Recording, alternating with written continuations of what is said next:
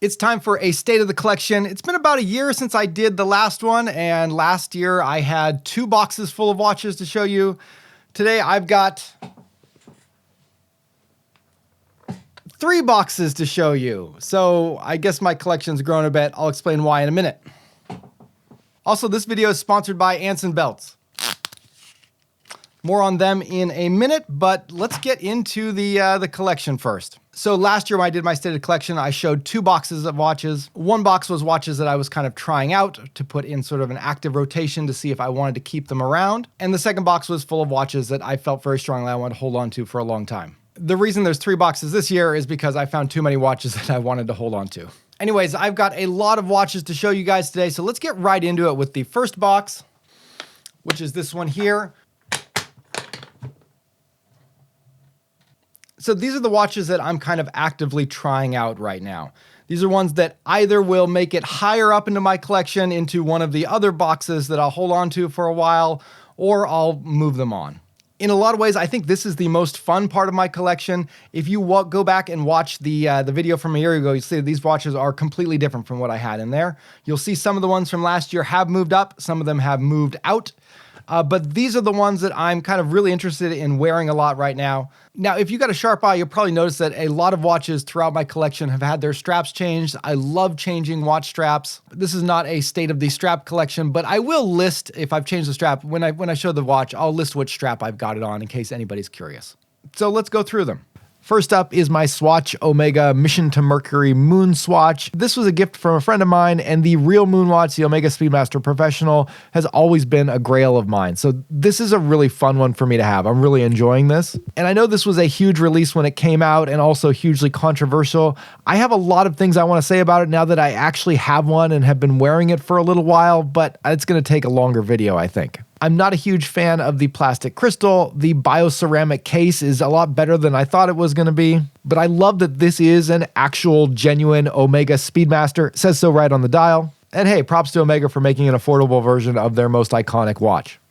Next up is the original Hamilton Khaki Mechanical. This is a hugely iconic watch, often touted as the best entry-level mechanical watch that there is. And this one was actually given to me by a subscriber, which I'm blown away that people would do things like that. It's one I'd been wanting to check out in person for a while, and I can definitely see the appeal. I actually really like the long lugs and the big space between the spring bar holes and the case. It just makes it absolutely perfect for NATO straps, to the point that I've kind of come to realize that one of the big reasons I don't like NATO straps is because a lot of watches just aren't really designed for them. It's also been kind of fun wearing a mechanical watch and having to remember to wind it every day. Maybe that'll get old eventually, but for now there's still kind of a charm to it.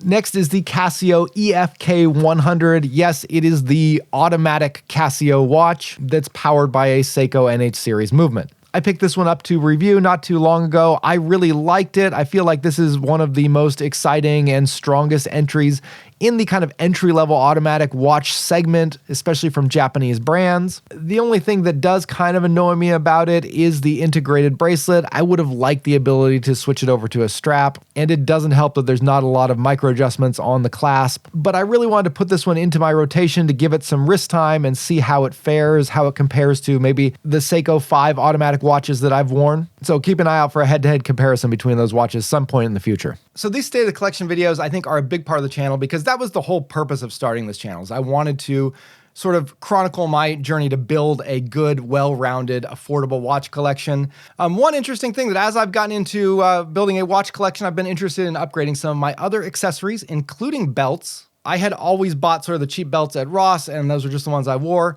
but getting into watches made me want to sort of upgrade that as well. And a couple years back, I decided to invest in like a $50 full grain leather belt. I thought this belt would last a lifetime. It didn't last a lifetime. But Anson Belts, who's sponsoring this video, sent me over some of theirs to try out, and they have completely reworked the way in which the belt works with a really slick micro adjust system. that works so well, they give these belts a lifetime guarantee. The thing that really sets Anson belts apart from normal belts is that instead of holes, Anson uses a micro-adjustable track system with 1/4 inch increments so that your belt fits perfectly every single time. This system also greatly reduces the wear on the leather of the belt. A traditional buckle puts a lot of strain on the leather itself because you have to pull it back every time you fasten it. It's the same thing that happens with watch straps, and that's why high-end watch straps use a deployant clasp instead of a buckle. Similar principle here. This micro adjustment system also allows you to easily adjust the size of your belt, and it can be done really indiscreetly. The other thing that I absolutely love is the ability to easily change the buckles with your belts. Anson let me customize this set by choosing 3 belts and 3 buckles, which means I now have a total of 9 different combinations that can easily go from casual to formal. And I've been wearing these non-stop since I got them. Honestly, they're the best belts I've ever owned. Once you try it, you'll never go back to your old belts. And because Anson Belt and Buckle is sponsoring today's video, when you click the link in the description or scan this QR code to build a box set, you'll get 2 bonus pieces, a buckle and a strap completely free. That's 3 buckles, 3 straps, which can be mixed and matched into 9 unique belt combos all in one box. It's an exclusive deal you won't get anywhere else, so click the link, build your set, and upgrade your belt game today.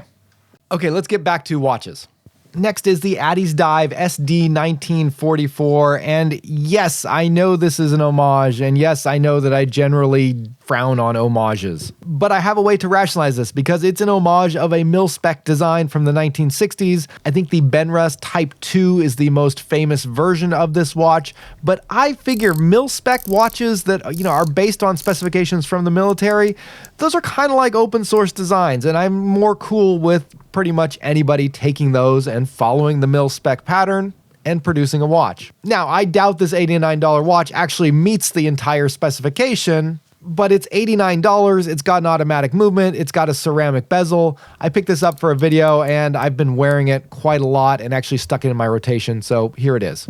Next is the Wayforth Voyager. This is a microbrand that I reviewed a while back, and I really liked it. I love the level of functionality that is on offer here. This thing has a chronograph, it's a Mechaquartz movement inside, it's got an internal rotating 12-hour bezel, it's got a date, it's got a bunch of different strap options, and I like this blue colorway that has this kind of vintage racing chronograph vibe that I don't really have anything else like that in my collection. So I decided to keep this one around for a while, give it some extra wear, and see if it continues to appeal to me over an extended period. Next is the new Vario Futurist, which they sent me to review, and I'm not actually sure if I'm allowed to keep this one, so I might have to change this if Ivan wants me to send it back. I should probably check that. But Vario is one of my favorite microbrands. I love the designs that Ivan comes out with, and this one I think is my favorite design from them yet. It's just so out there, and yet it works together so well. It's got a crazy faceted crystal. It's got an equally crazy engraved case that has a 12 o'clock crown, but he just absolutely nailed this retro future look. It's something that's classy enough that you could use it as a dress watch, but it's just oozing with character and creativity. Next is the Vero Smokey Bear 80th edition bronze field watch. Part of the reason I really like this watch and have been wearing it so much is because it is Smokey the Bear. And as I mentioned, I'm from California where we have tons of forest fires. And so I grew up seeing Smokey Bear public service announcements on TV all the time as a kid. And now that I live very far away from California in Japan, it's just kind of a fun reminder of home. But there's so much more to this watch than just the Smokey the Bear on the dial. It is a really beautiful and well-made bronze field watch with a great classic design and color scheme. And when I add all those things up, it turns it into one of my most worn watches since it was sent in for review. Last watch in box 1 is the Casio MRW-200H. Now, I buy a lot of Casios just kind of on a whim to try them out to see if there's something worth making a video about. And this one pops up on a lot of best of Casio lists that other YouTubers have made, and that's why I got it, even though I never liked the look of this watch. It just doesn't look like an elegant design or a cool design. It just never quite looked good to me. It's kind of awkward, kind of quirky, but when I actually started wearing it, I kind of really liked it. It's not a cool classic design, but it has so much character to it, and it just feels like such a Japanese watch, especially if you pick up one of the JDM versions that allows you to have the Japanese kanji day of the week. This thing is comfortable, lightweight, cheap but durable. Yeah, I'm going to have to make a full video on it. All right, next up, we're moving over to box number 2, and these are kind of what I'm calling my keepers for now. These are some of my favorite watches that I've ever reviewed. They're watches that I wear often and don't have any plans of getting rid of unless something comes along to kind of fill the same spot in my collection that one of these is already filling. So for this box and the next box, I'll be listing them in the order when they entered my collection from the newest to the oldest, so you can see which ones I've held on to the longest. First off is the Direnzo DRZ-02R. And this just might be the most unique watch in my collection. I don't have anything else that is quite like it, and that's really why I love it so much. There are so many elements of this watch that are somewhat unconventional. It's a square-shaped case with an integrated bracelet, giving it a very wide stance. It almost looks like a cuff-style watch, and the sidewalls are concave, giving it this beautiful inward curve along the sides of the watch. And the dial is just masterfully done with this gray brushed metal surface that curves up. It's a bowl-shaped dial. It's also a sandwich dial revealing an orange loomed section underneath with an index layout that's reminiscent of the gauges on vintage cars. This watch single-handedly made me realize how boring most of my other watches were and how much I needed something a little bit different in my collection. Next up is a collaboration watch between Laco and Whatawatches. This is a limited edition version of Laco's Aachen, which is their affordable Type B Flieger. And if you haven't been able to tell yet, I kind of have a thing for pilot's watches. I think it's my favorite type of watch. And way back when I first started getting into watches, I really came to appreciate the Type B Flieger design. And I think this version of the Aachen is one of the coolest ones out there. It has a very vintage color scheme and this clever use of blacked out markings for the logo and the circle on the design, which gives it a sterile dial look reminiscent of the original World War II Flieger watches. But then in other lines, you can see the branding come back in. It's just really cool and really well done. Next up is this GMT from Wise Watches out of Thailand. This is their Adamascus ADX model. And Wise is another one of my favorite microbrands. They make some insanely high quality watches that are relatively affordable. And this GMT is not only beautifully designed and finished, it's also incredibly functional, taking full advantage of the Miyota 9075 True GMT to give you a feature set that perfectly matches the Rolex GMT Master 2. And while there's definitely some superficial visual similarities between the two, the Wise Adamascus definitely has its own look to it. And like everything Wise puts out, it has absolutely insane lume. Next is the Erebus Ascent from everybody's favorite watch YouTuber, Jody, over at Just One More Watch. He and Mr. P have been putting out a lot of different watches lately, but the Ascent is the one that really is my favorite of theirs. And this is just a classic sports watch, pure and simple. There's nothing particularly original about it. It's got a little bit of Rolex Datejust, a little bit of Grand Seiko, a little bit of the old Seiko Sarb, but I think it manages to just walk the line between being a very familiar, very classic feeling watch, while also not looking like an outright copy of some other more popular watch. And the quality for the price is outstanding. It's got absolutely every feature I want out of a watch. It's comfortable, it's versatile, it's just a great watch to have in a collection. And next we have another GMT. This is the Gavox AviDiver. So this is also another aviation-styled watch. Gavox is a Belgium-based microbrand that does a lot of military watches for different flight squadrons around the world. So they do have a cool connection to modern military history.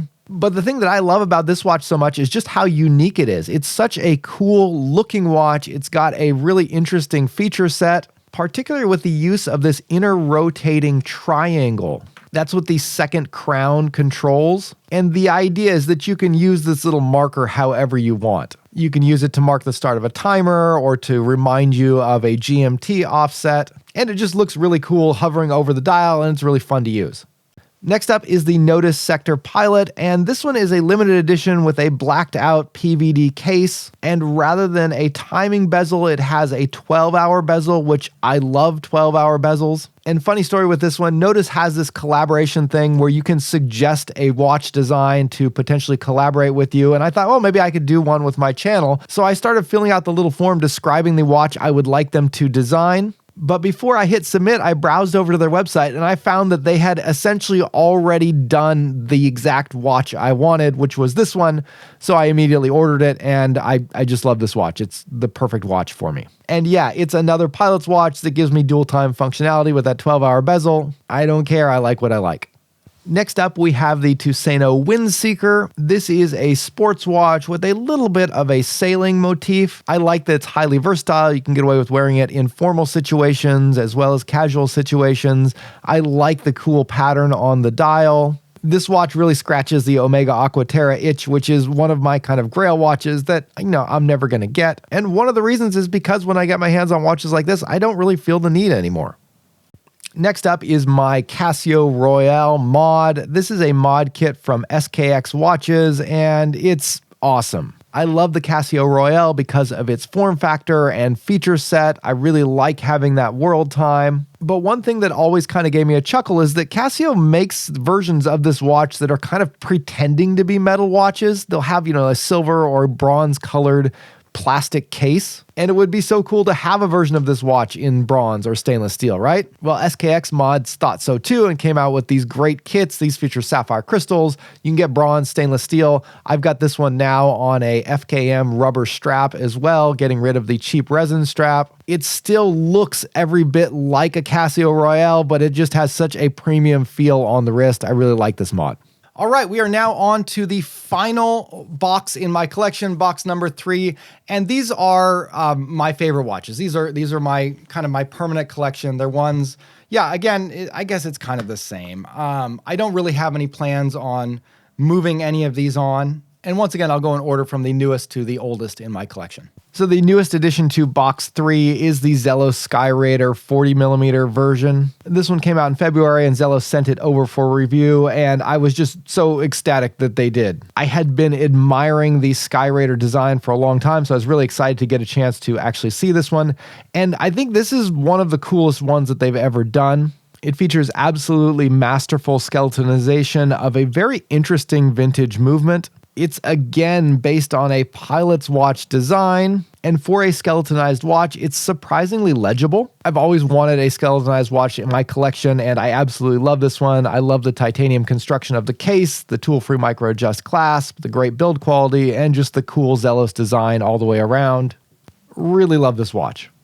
Next up is the Ginault Silent Service, and I'm kind of surprised this one's made it this far into my collection. I've never been that into Rolex. Their designs are classic and iconic, but I think I just kind of got tired of seeing so many homages. And because of all that, I figured this watch would not be one I would be particularly drawn to. But it really won me over. First off, even though the design is unapologetically inspired by Rolex and takes a lot of very specific design cues from them, this isn't actually a direct copy of any particular watch from Rolex. It's got sword-shaped hands instead of Mercedes hands, the crown is unguarded, and the bezel is completely different from anything that Rolex offers. But above and beyond all that, it's the insane quality that this watch offers that really set it apart for me. Now, here's a little secret. I've been running this channel for 7 years, and I still have never actually touched a luxury watch before. But feeling the tolerances on this watch, the way everything works together, the action on the bezel, the fluidity of the bracelet, the operation of the clasp and crown, it's a few steps above even the most expensive watches that I've been sent over for review. And so I suspect that this is pretty close to what a luxury watch must actually feel like. Next up is the Hamilton Khaki Aviation Pilot Day Date. This one's also known as the Interstellar or the Coupe because it was worn by Matthew McConaughey's character in the film Interstellar. And well, I think the Murph has kind of overshadowed this one as the more popular of the Interstellar watches. I've always been really drawn to this watch. It was a grail of mine for a long time. And when I hit 100,000 subscribers on this channel a couple years back, I decided to finally pick this watch up as a sort of commemoration of that event. And yes, it's another iconic pilot's watch. It's also another Type B Flieger design. But unlike Laco's very German, very vintage stylings, this is a very modern take. And in fact, it does have a bit of a futuristic look to it. It kind of makes sense that it was chosen for the movie Interstellar. And even though Hamilton is a Swiss watch company, they really do design a lot of watches that have a kind of American feel to them. And I feel like that also translates into this kind of take on the Type B Flieger. And so yeah, for a lot of reasons, I don't see this watch ever leaving my collection. Next up is the Seiko Sarks 029. This is a now discontinued watch from Seiko, and it features a Japanese lacquer urushi dial. I was able to pick it up when they were still in stock for a pretty good price, and I'm really glad that I did because the newer editions that Seiko does of these urushi dial watches are much more expensive. I think I paid under $500 for mine, and the new ones go for well over $1,000. And the dial on this watch is just incredible. The Japanese lacquer just has so much character and life to it, and it's insane to me how Seiko can take such a deep, black, glossy dial and make it so incredibly legible. The painted Roman numerals and the gold handset just really pop against that black dial. There's no lighting situation where they disappear or get lost in the glare. Seiko just did a masterful job here. And there's also a bit of a personal connection because I live in northern Japan, and this is actually where a lot of the urushi production in Japan, the Japanese lacquer, comes from. This is maybe the closest I'm going to get to getting a Grand Seiko, and I don't even really mind. For me, this watch is perfect. That's right, we're going back-to-back Seikos, this time with the Seiko SBDC159, I believe is the JDM reference number. It's got a few others. This is also known as the Alpinist Deep Lake. So Seiko's put out a lot of different Alpinist watches over the last few years. The main line of Alpinist watches, the modern ones, have leaf-shaped hands. They have a combination of Arabic numerals and an internal compass bezel. And I always thought that would be the Alpinist I would want. But Seiko also released some versions of the Alpinist that were based on the original design, featuring these mountain-shaped triangular markers at 12, 3, 6, and 9, and a more simplified sword-shaped handset. And I actually bought this one just to do a video on, thinking I would flip it right after the video was done. But pretty much as soon as I opened the box, I completely fell in love with it. And once again, it was the dial and handset that just drew me in. This is just another example of why Seiko is so amazing at producing these kinds of dials and handsets. The dial has so much depth and intricacy to it, and yet it's so simple at the same time. It's not flashy or distracting at all. And the handset features a combination of finishes that make it so that it will catch the light from pretty much any angle. And that gold-shaped second hand is just a cherry on top. When I started trying to build a watch collection, I made a rule saying I wouldn't have two watches from the same brand. This is me breaking that rule. All right, we're almost to the end here, but I'm going to drop in a Casio. This is the Casio W-217H. It is my favorite Casio at the moment. It's basically a jumbo-sized F91W that has a functional backlight and a little bit more peace of mind with 50 meters of water resistance. It's dead simple to use. It only has 3 buttons. It doesn't have a million different modes. It just tells you what time it is. It feels like nothing on the wrist. It looks cool. They cost like $20, and I've got like 3 or 4 different versions that I rotate through. It's the cheapest watch in my collection, and it finds its way all the way up here in box 3. All right, we're down to the last watch, and this is the Bulova Lunar Pilot. This is, I believe, the first edition that Bulova came out with. It's the big one with the date. 45 millimeters sounds huge, but it wears great on my 7.5-inch wrist. And I know there were so many purists out there that were furious at Bulova for putting a date on this watch that they got rid of it in later editions. But I would much rather have a watch with the date on it, so I'm very happy I was able to get this version. This is the oldest watch in my active collection, and once again, it clearly shows my obsession with the Omega Speedmaster. Not only is the design clearly inspired by the Speedmaster, this is another moon watch. It's got a great story behind it. Bulova had tried to wrestle the contract for NASA away from Omega and failed. They produced some of these prototypes. They gave one of the prototypes to an astronaut as a gift.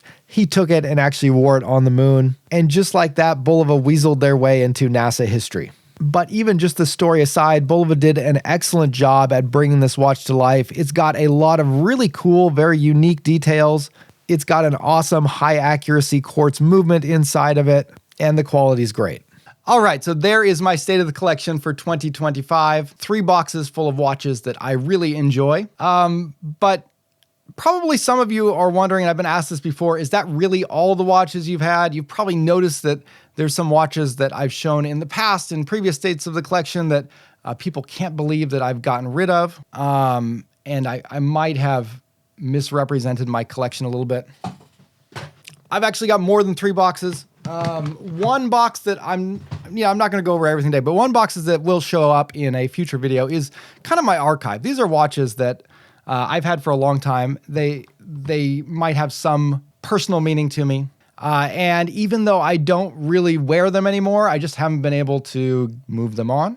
And there's some really cool watches in here. So if you're interested in seeing what those are in a future video, definitely subscribe. If you're curious about the other boxes, they're pretty much full of Casios. I've got way too many Casios. And I will be doing a video on my favorite Casios shortly as well. So if you're not subscribed to the channel already and interested in seeing some of those watches, definitely subscribe.